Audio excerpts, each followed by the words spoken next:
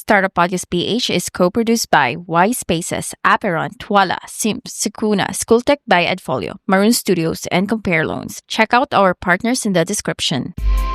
Welcome sa isa na namang episode ng Startup Podcast PH, kwentuhan at Philippine Startup Week 2025. Andito tayo ngayon sa 3rd floor, Mount Canlaon Room ng Philippine Innovation Center dito sa Marikina City. At ang ating kakwentuhan ulit, kakakwentuhan lang natin ng Sabado ay Hex Colony with their flagship product, Urbayoni. Kamusta, Sign? Thank you, Johnny, for having me again. It's really an honor to be here. I really enjoyed our previous episode, which was last Saturday, but this time we want to talk about very seriously on our flagship product with this Urbayoni, an urban technology farming. Actually, hindi natin napag-usapan si Urbayoni nun eh. Parang pakapyaw lang eh. Ang mas napag-usapan natin, yung Hex Colony as like the tech, the tech park. Mm-hmm. Yung na-take away ko dun eh. Correct. Pero sige, ano muna? So si Urbayoni, so ano nga siya? Ano ba siya mismo? Ano yung ginagawa niya? Ano yung problem that you're trying to solve here? Okay, let's talk about first the problem that we're facing with our farmers right now.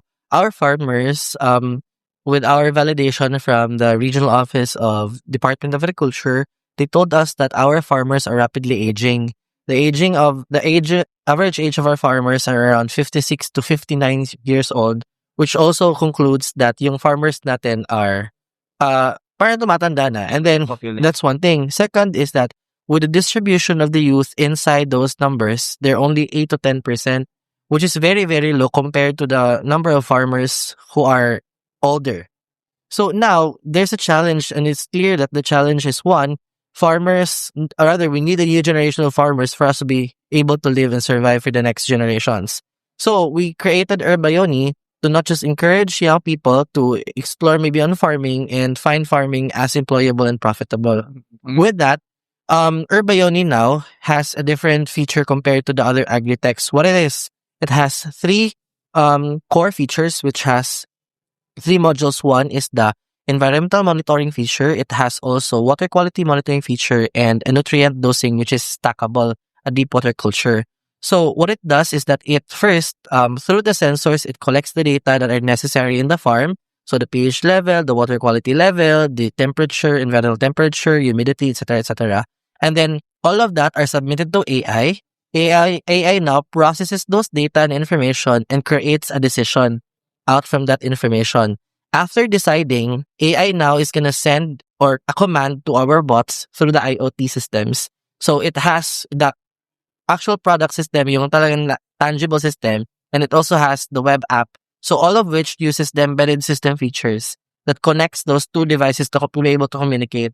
So now, the primary flagship is it has the precision farming features because it maintains the quality of the produce. At the same time, you maintain also the number of produce that you're able to, to have at the end of the day. Yeah. So ang main takeaway ko dito is what you're solving is para mas nakakaengganyo pa rin ang farming. Yes. Moving forward. Yes. So ang intended users ba nito ay not the aging population but like the younger farmers, the Gen Z farmers? Yes, the primary target is the Gen Z farmers. Kasi when we did an interview with several older generation farmers, they said that while they accept and while they're willing to learn, there is a sort of a denial or a disacceptance rather that with regards to technology. Kasi nga, matanda na daw sila, tapos mahirap na daw mag-learn ng new technology.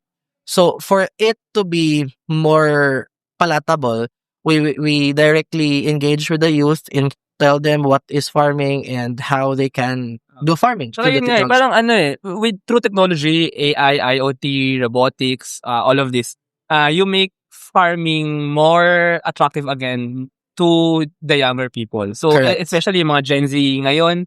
And I actually marami. When I went to, Sign is from Butuan. Yes. When I went to Butuan dati, when I went to around Mindanao even, napakadaming young farmers actually. Mm-hmm. In this region. So, but of course, hindi ganun kadali mag-farm. And I'm pretty sure na itong ating mga Gen Z people, Gen Z Filipinos, Gen Z farmers, ay mas maengganyo kung hindi na nila kailangan yumuko-yuko. Diba yung song? Magtanim ay bibiro. Maghapon na kayo ko. So, ngayon, technology na yung mga, I mean, kumbaga, we have tech na to do Yes. this. So, mas attractive siya somehow to farmers. Tama ba yun? Mm. What do you think? So we're not directly replacing these farmers. No. In fact, we're trying to make their work more parang magaan. And make Oh. them, manager of Yes. technology. So Farm. parang integration of your traditional understanding of farming as well as the technology, which makes all the processes more scientific and Tsaka, yeah. at the end of the day, I think this can help them profit more. Tama ba? Of course. Kasi yun nga, precision farming, less waste, less rin yung namamatay Oo. na ano. Sige. Pa-segue lang onti sign So, you're from Butuan nga. Correct. So, now we're here at Marikina City in Metro Manila. So, why the effort of flying in for the Philippine Startup Week and also for Startup Podcast? Joke lang. So, yun, I mean, why that effort? First and foremost, I think I've mentioned this many times, opportunities may be a little bit difficult for us living far away from Metro. And with that alone, it's necessary for us to, number one, position ourselves in the map, and through our representation, we'll be able to tell the world and, of course, the whole nation that there is some developments as well in our region, and that there are brilliant, ideas rather, coming from Butuan and in the Caraga region. And that's one thing that we want to tell the world. Second is that the effort, sure, talagang nakakapagod bumiyahe. May bagyo pa when we Kaya nga traveled. pala, na-move nga pala Philippine Startup Week no 2 days. So, ano ginawa nyo? Andito na kayo nung So weekend pa lang na-move yung Philippine Startup Week. what we did, we joined Still Dear podcast, which was last Saturday, and we were able to do meetings na lang remotely and stayed in our room. Kasi bawal din kami Yeah. lumabas masyado kasi parang unsafe rin naman Wala sa lumabas.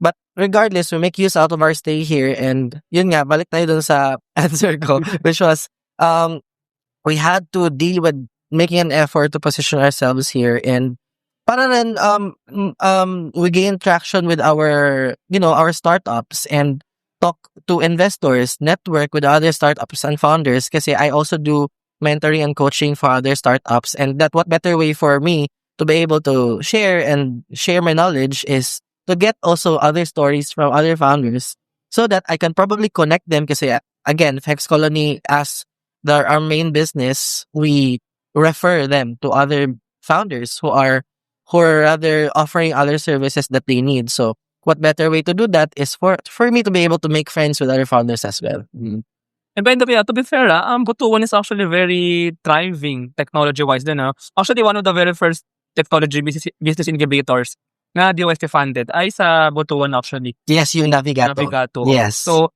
tsaka parang I mean, for some reason, hindi lang na puput into the surface. Pero, when I went sa Butuan, tuwang-tuwa nga ako sa mga advancements na nangyayari dun But anyway, ulit lang si Urbayoni, how exactly nga ba nag-start yung idea? Parang, of course, maybe nanggaling sa inyo na you're in Butuan na, which is actually an agricultural place din, pero how connect them all, how connect IoT, AI to farming, and then to actually building this concept and making it into a startup?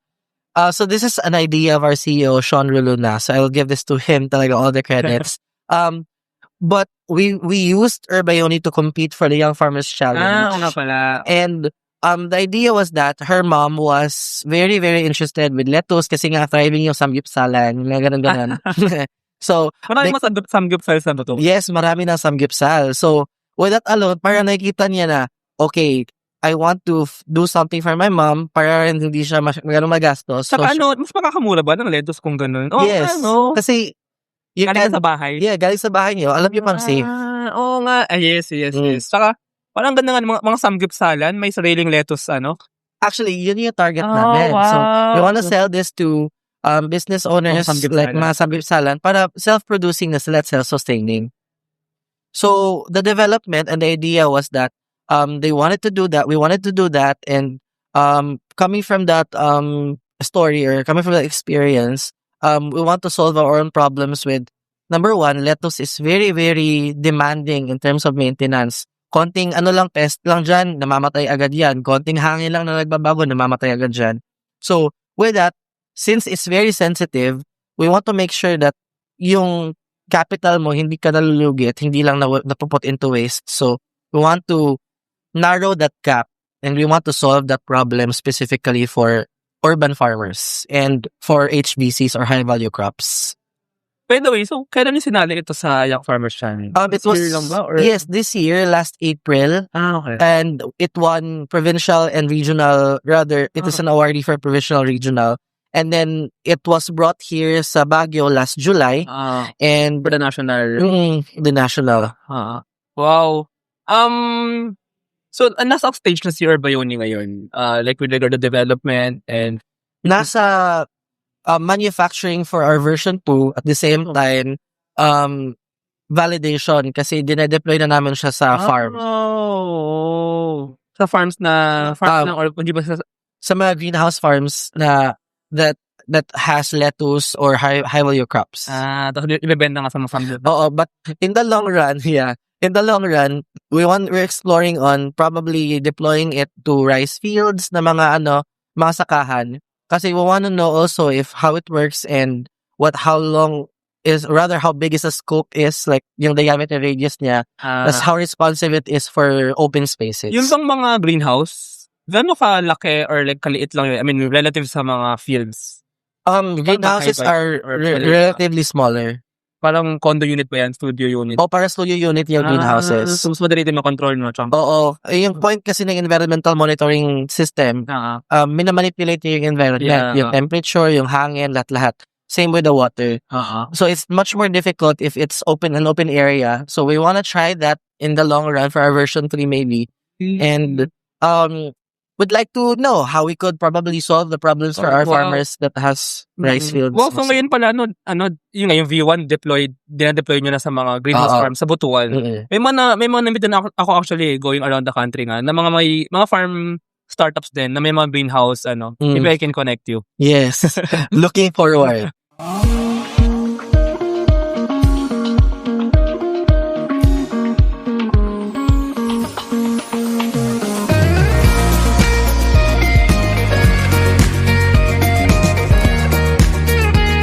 Trust the digital future with Twala.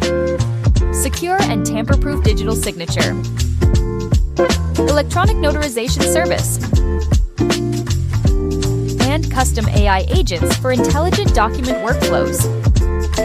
Visit twala.io to learn more. In today's digital world, your organization needs more than just technology. It needs a strategic partner. At Symph, we build web and mobile apps that drive innovation for startups, enterprises, and organizations worldwide. Visit symph.co today. Protect your assets from bugs before bad hackers exploit them. And launch your products seamlessly with Sukuna, your trusted partner in cybersecurity. Receive reports in real time and work with security experts to find bugs in your products before others do. Let's make your security our priority. Anyway, so, kamusta yung process na yun na joining YFC to developing version 1, to deploying, finding these farmers na kumbaga mag-accept sa inyo as early adopters. So, and ano yung mga parang challenges maybe that you faced in this journey? Actually, less on the challenges, more on finding more opportunities. Kasi on one part, yung main challenge naman siguro na lahat ng startups is funding. So, we're able to connect with other institutions or mga farm operators yung tawag sa kanila, mga farmers. And hindi sila mahirap naman katrabaho. So, they're really willing and interested on also developing their own farms. So, sarili ng expense din yun. Yung, kasi we wanna incorporate the IoT, right? So, pati yung pagbili ng mga devices ng mga, So, they agree to invest? Yes. Oh, wow. They believe talaga na, if I may ask, how old or young are these farmers? 30s, 40s? 30s, 40s. At even my 50s. Oh, interesting. They're really accepting of it. Kasi meron din sila mga interns sa loob ng mga agriculturists, kumbaga. Mga galing Caraga State ba yan? Oo. Ay, talaga? Yes. Pero ang galing, actually, alam, kaya ako gustong-gusto, kaya thank you din na pumunta ka sa Manila. Tsaka gustong-gusto ko nag-i-interview sa mga, sa mga outside Metro Manila. Kasi, ewan ko, I parang feeling ko lang, for most of mga taga Metro Manila, hindi nangyayari itong mga to. But now, first of all, ako bilib na bilib ako, or parang amazed ako na nag-invest yung mga farmer for this. Ewan ko, if for me, yung mga taga Metro Manila, including me, parang it's so far-fetched to happen. But wow, so it really happened. So thank you din. Siguro one better way to look at it is that we're able to position ourselves in the community talaga. So, sikat na kayo. I mean, may somehow may... oh, kasi we've done many more projects before in the past. And kasi, like I said, for the past 8 years, I've been doing consulting for different business owners. And some of those business owners have their own farms as well. So, I see. since nagko-consulting sila sa akin, so I recommend these devices and then tell them, let's do this pro bono for the beginning and then we'll proceed with payments if this works out. So, parang gano'n. Galing.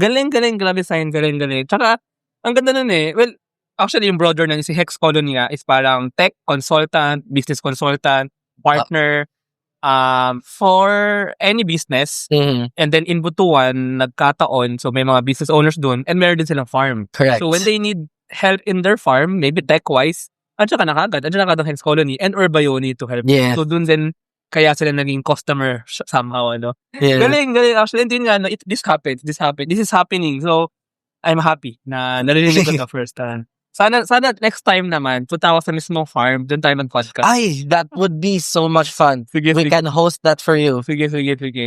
Gawin natin yan. Kasi meron ding aside sa mga high-value crops farming doon na urban, meron ding mga livestock, meron ding mga ganon. And we're working any solutions for them. Mga hayop, no? Mga baboyan, chicken. Mga baboyan, chicken, cows, dairy.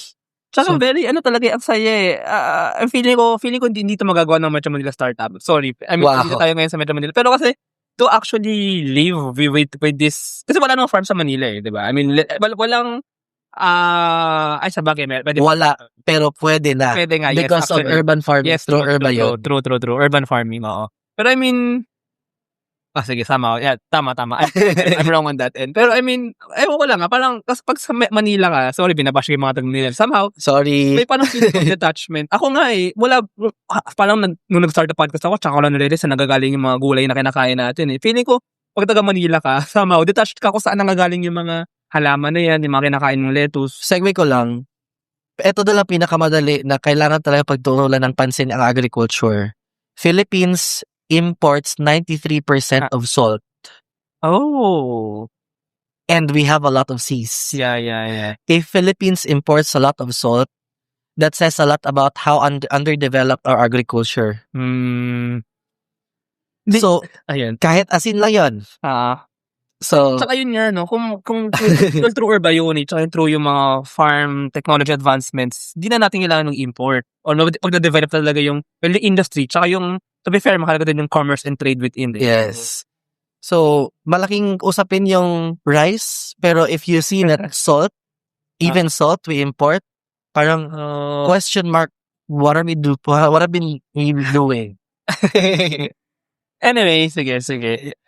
Next question tayo. Well, related din dun eh. Parang, what is startup success for you? Or parang, when do you say, wow, maybe recurring yun eh, success. Pero parang, what is, for Urbayoni, for you, what is startup success for Urbayoni? Or for Hex Colony? Wow, that's so... Miss Universe. Startup success for us are the lives changed through our services and products. Kasi the lives changed isn't just about the financial aspect with us, to us, but also with them. The people who invest and collaborate with us. Kasi the point in which why you're starting a startup is you're trying to solve a problem. And if you're unable to solve a problem because your priority is your own convention, that's not a startup. Real talk po. Di, tsaka, talaga, walang kumbaga value, not just for a small niche, but for many. Tsaka for the whole agriculture industry in this case. Tsaka, parang ang ganda namang gagaling to sa, not probably naman, pero parang Butuan technology, kumbaga, na nag-uplift ng agriculture industry sa Pilipinas. Wow!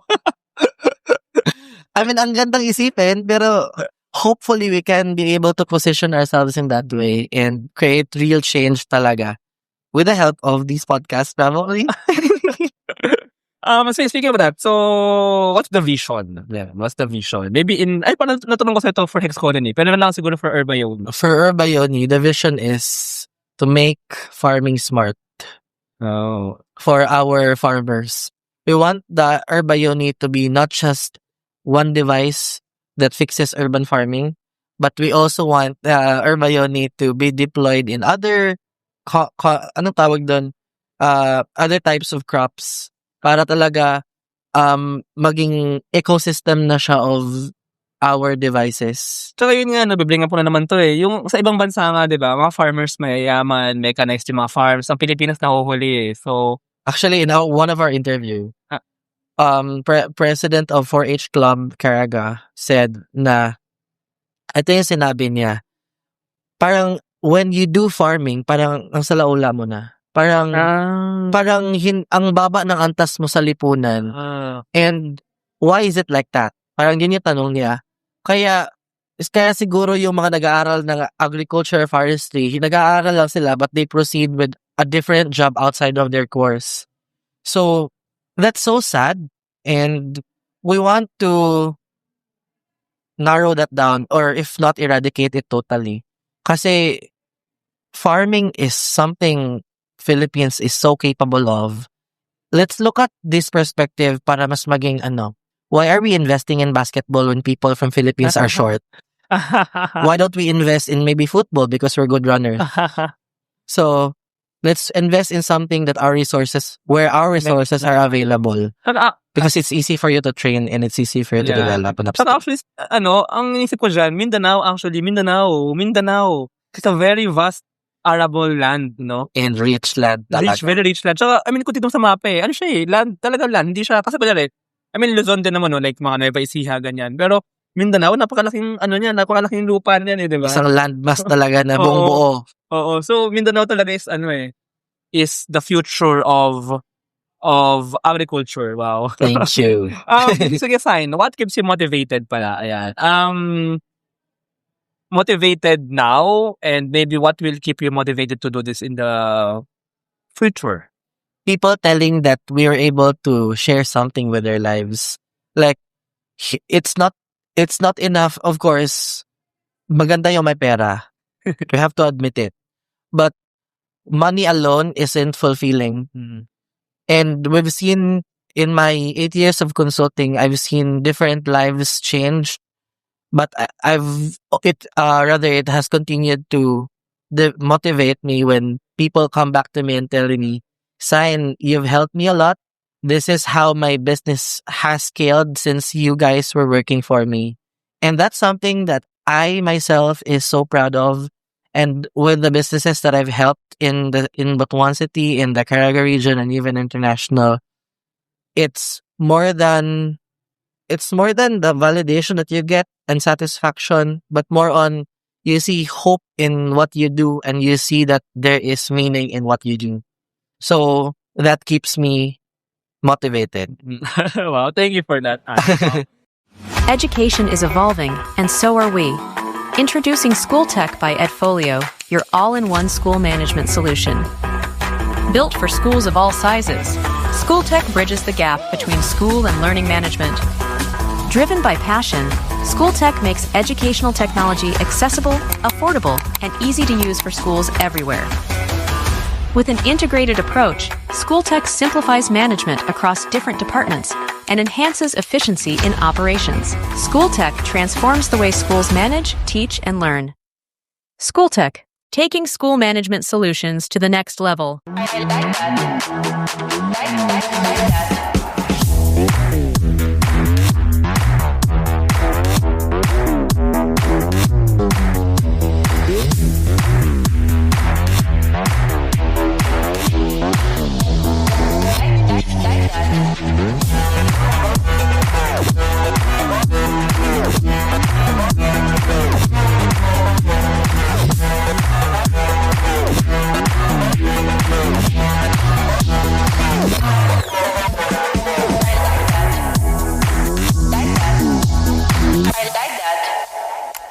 Running a business? Make it smarter with Red Circle Global. Streamline operations, boost productivity, and manage everything in one powerful ERP system. Book your free business demo today at redcircleglobal.com, guided by one of our top experts. Tsaka yung na-bring up mga nung podcast natin nung Sabado. By the way, yung podcast episode na yun, record nung Saturday, i-release na today. Later. Nakakita na siya later. 6 p.m.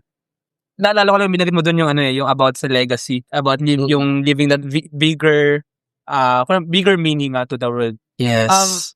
Parang gusto lang mag-go specifically sa Urbayoni and with agriculture, with kumbaga agritech ito eh. So parang on that aspect na agriculture technology, ano yung talagang gusto mong iwan sa mundo? Wow. So, hindi naman, pero parang, hindi lang, medyo grand lang tayo. Ganun mga startups eh. Yeah, we're visionaries. Well, for Urbayoni, we want to leave Caraga region at the map of agriculture. So we want to position that there are real farmers there, a community of farmers feeding generations of people in our country and maybe around the world. And yeah, sige. By the way, kamusta pala ang Philippine Startup Week? So actually may book kayo sa baba. Hex Colony Urbayoni. Pero kamusta? And even so yun nga, nag-fly pa kayo dito na. So parang overall thoughts sa event na ito. Wow, it was so fun. And yesterday, nandito kami yesterday. And the organizers were very, very amazing as well. Shout out to DICT, DTI, and DOST. You guys are so amazing at your craft. This has been a great platform for us startups. That's one thing. Second is, with these breakout rooms you guys hosted, then it's customizable for us founders where to go, what to do here. And that's amazing because some of us are different in terms of what we need. And this is great that you offer different breakout sessions for different topics because that would help us also understand and, access the resources that we need and we currently intended why we went here. Third is for collaborators like you guys. Because if not from you, then we wouldn't have validation and traction when we went here for Philippine Startup Week. And again, lastly, thank you so much for hosting our exhibition here because this is also an opportunity for us startup founders to network that we are not just alone in our community. We are composed of many brilliant founders across the Philippines and that keeps us motivated and validated that we're at the right track. Wow. Moving so, forward. Nakakatawa, itong sa floor ka ba na ito or sa baba? Sa baba. Sa baba na floor. Pero, sa floor, yung babang floor. Puro mga ito rin pala, well, actually. Puro mga, hindi naman puro, pero madaming outside Metro Manila. So, nakakatawa, na, I think nag-shift din si Philippine Startup Week na talagang representation ng buong Pilipinas. May mga from kayo nga, Butuan, Jensen, Zamboanga, meron din dito, Iloilo, Davao. So, nakakatawa lang din na ganito ang Philippine Startup Week. Kumbaga may representative bawat lugar, bawat region. And it should hopefully continue kasi it's their 7th edition and it started last 2019. So this is really, really amazing and I hope you guys keep on doing this. We're really looking forward to be here. Next year. So ito actually first time na dito sa Philippine Innovation Center. Yung building na to, very new lang ito This year lang ata ito So, tsaka parang ang ganda rin ng lugar nito na siya, may floors siya. Hopefully we could get something like this or have something like this in Butuan. Shout out to our mayor. We'll bring this podcast and have you listen to it, Mayor. Yeah. So, pag meron ng ganitong building, wow, shout out Mayor. Doon din tayo podcast. No? Of course. Actually, the ICT has been telling us that we should maybe host a podcast in our DTC. They have their DTC naman na. And it's a co-working space also. So, that's something that we can plan out for 2026. Shout out sa DICT. By the way, si DICT rin pala ang unang nag-support sa Startup Podcast. IIDB specifically. Parang nasa startup.gov.ph ang Startup Podcast Yes. Signature doon. So, anyway, wala lang. Very supportive lang din talaga itong mga organization na to. Especially yung mga young ones na nandito sa mga government agencies. So, very lively and supportive. Anyway, sige, thank you sa paghiram sa iyong oras. Marami pang events na nangyayari. So, I think, okay na ang 30 minutes sa paghiram ko sa'yo. Gusto mo na pupunta sa iba pa mga events. So, yes, I will be going in. I'll just leave you some stickers. Johnny, thank you so much. Sige, mag-iwan din ako dito. Tsaka, by the way, pala, if baka may interesado na to know more about Urbayoni, so maybe you can invite them or how can they know more? Yeah. Thank you so much. Bye-bye, guys. And Johnny, Lexcolony.com. yes, good luck and Sierra. This episode is super powered by AskLex PH Academy, our official e-learning partner. Get certifications on Lean Six Sigma, project management, data science, and more. Argum AI makes smarter decisions by presenting both sides of an issue as argued by two distinct AI models. Pixel by ePlayment turn content into opportunity, grow deeper connections, and earn more. Only with Pixel. Sign up at pixel.eplayment.co. School of Profits, Filipino-led community for aspiring freelancers, VAs, agency builders, and online earners. Built to help you start, grow, and earn online together. Founders Launchpad, early stage accelerator providing venture capital funding, operational support, and mentorship. Hire Business Solution, provider of the most configurable cloud-based payroll system in the Philippines. Agile Data Solutions, the Philippines' fastest growing market insights tech company with its data gathering platform, HustlePH. SmileChecks, streamlined hiring and onboarding with automated background checks. Cloud CFO, cloud accounting service provider for business ready to grow.